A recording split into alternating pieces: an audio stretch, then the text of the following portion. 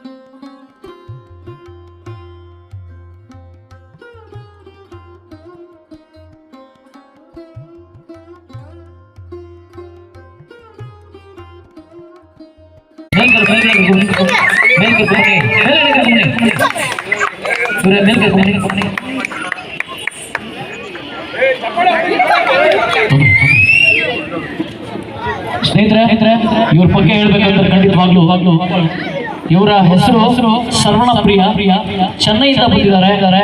ಇವರು ಮೂಲತಃ ಮಂಗಳಮುಖಿ. ಇವರು ಮಾಡಿಕೊಂಡು ಈ ರೀತಿ ಒಂದನ್ನು ಕಾರ್ಯಕ್ರಮದಲ್ಲಿ ನೃತ್ಯವನ್ನು ಮಾಡ್ತಾ, ಸಂಪಾದನೆಯನ್ನು ಮಾಡ್ತಾ, ಜೀವನವನ್ನು ಮಾಡ್ತಾರೆ. ಜೊತೆಯಲ್ಲಿ ಇನ್ನೊಂದು ಸಂತೋಷ ವಿಷಯ ಅಂದ್ರೆ ಅವರು ಚೆನ್ನೈನಲ್ಲಿ ಒಂದು ದೇವಸ್ಥಾನ ಕಟ್ಟಿಸ್ತಾ ಇದ್ದಾರೆ. ಸ್ವತಃ ಸಹಾಯ ಮಾಡುವುದು ಅಂತ ಈ ಮೂಲಕ ನಾನು ಕೇಳ್ಕೊಳ್ತಾ ಇದ್ದೀನಿ. ಅನ್ಯತಾ ಭಾವಿಸ್ಬೇಡಿ, ಯಾಕಂದ್ರೆ ಅವರು ಮಂಗಳಮುಖಿ ಆಗಿರೋದ್ರಿಂದ ಗೊತ್ತಿದೆ. ಸಿಗ್ನಲ್ ಹೋಯ್ತಂದ್ರೆ ಎಲ್ಲ ಬರ್ತಾರೆ, ಕೇಳ್ತಾರೆ, ಗೊತ್ತಿಲ್ಲ ಅಂದ್ರೆ ಬಾಯಿ ಬಂದ ಬೈತಾರೆ. ಇವರು ಪಡ್ಕೋಬಹುದು, ಅವ್ರ ಆಶೀರ್ವಾದ ಪಡ್ಕೋಬಹುದು, ತೊಂದರೆ ಇಲ್ಲ.